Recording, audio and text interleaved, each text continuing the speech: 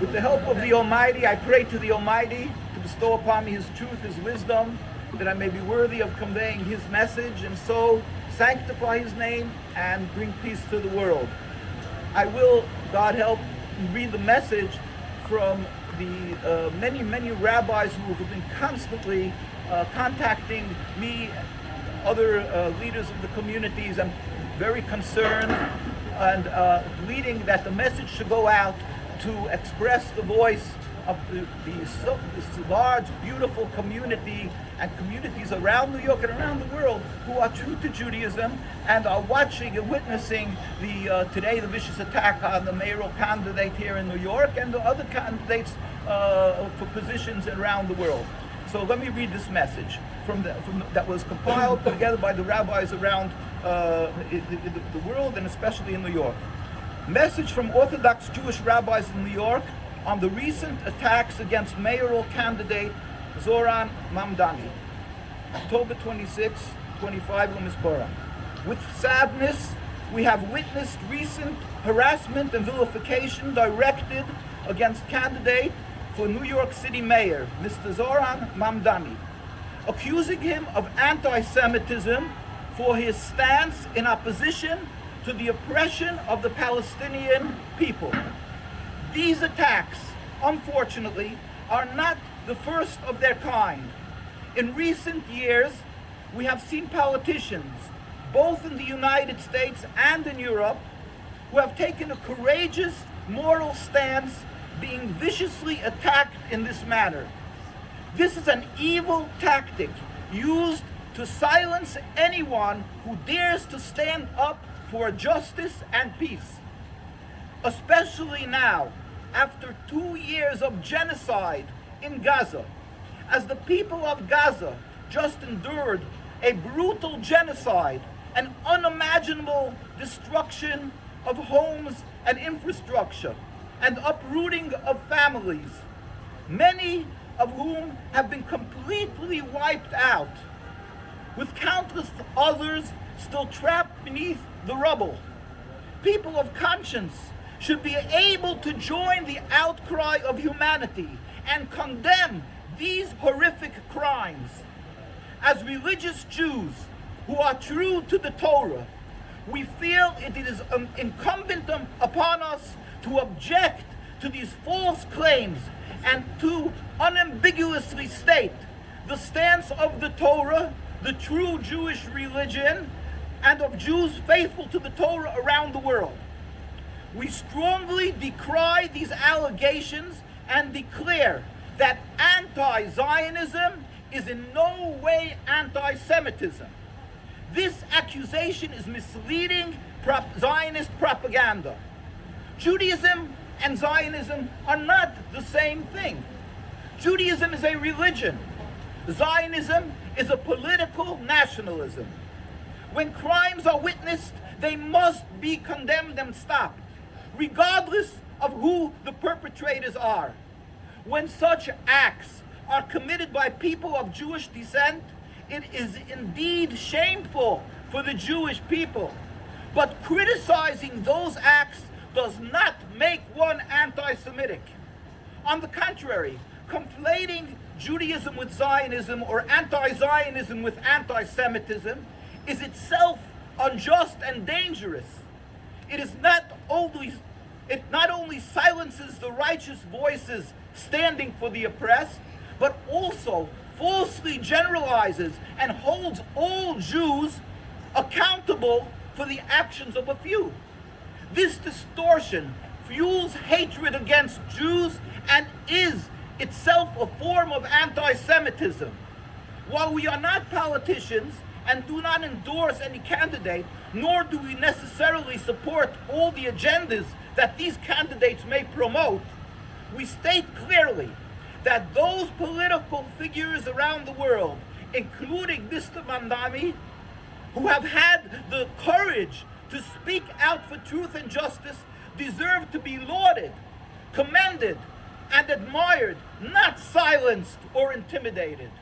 Mr. Mamdani, in particular, deserves recognition for clearly distinguishing between Jews and Zionists, thereby demonstrating genuine sensitivity toward the Jewish people, refusing to blame all Jews for the actions carried out in their name by the Zionist movement. When pro-Zionists or even their rabbis promote Zionist propaganda, they in no way represent the true opinion of traditional Judaism. They cannot erase the fact that masses of devout, God-fearing religious Jews in the Holy Land, throughout the world, and in the United States, based on their faith, reject the Zionist occupation of Palestine, condemn its crimes, and oppose the existence of the State of Israel. These Jews are obviously not anti-Semitic. They are among the most observant and faithful Jews in the world. Therefore, all vicious attacks against these politicians and their supporters are entirely baseless.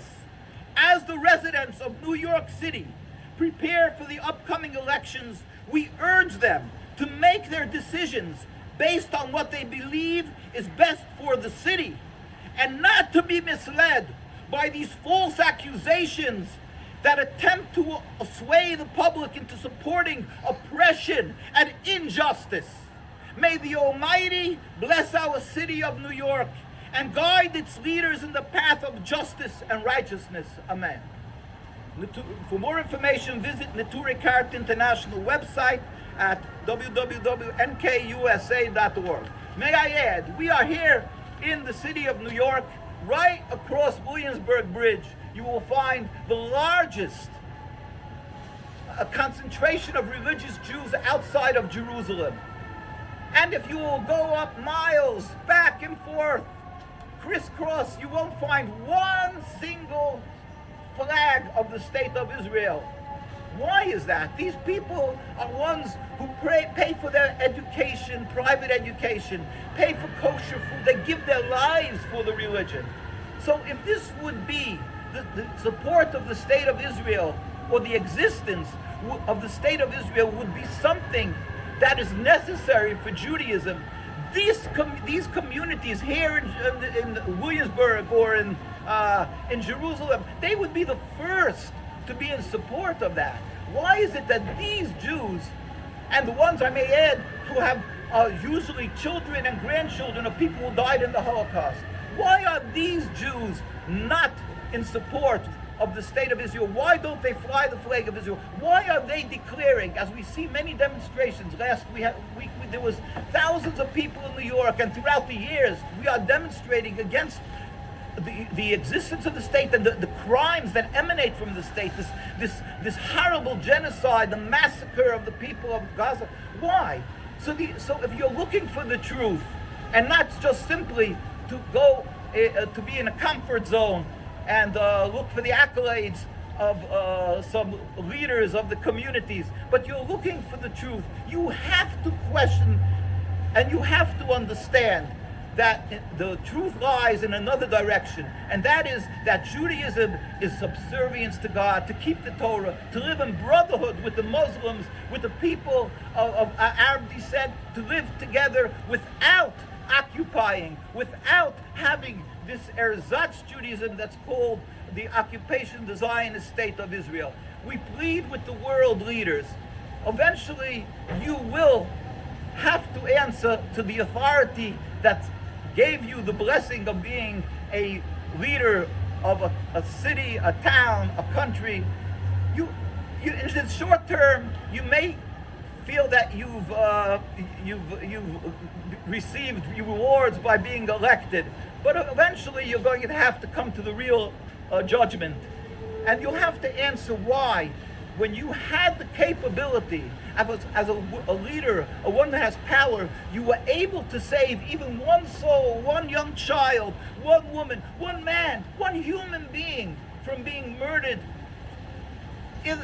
unjustly, the people of Palestine. And all you had to do was use your own God-given wisdom that God blesses every human being with. You would understand that the really religious Jews, God-fearing people, are saying that it is not acceptable to take a people and steal their homes and sit on their heads, and that the history shows factually, we were living together for hundreds and hundreds of years, Jews and Muslims and Arabs, in peace and harmony, and there is no issue of a religious conflict.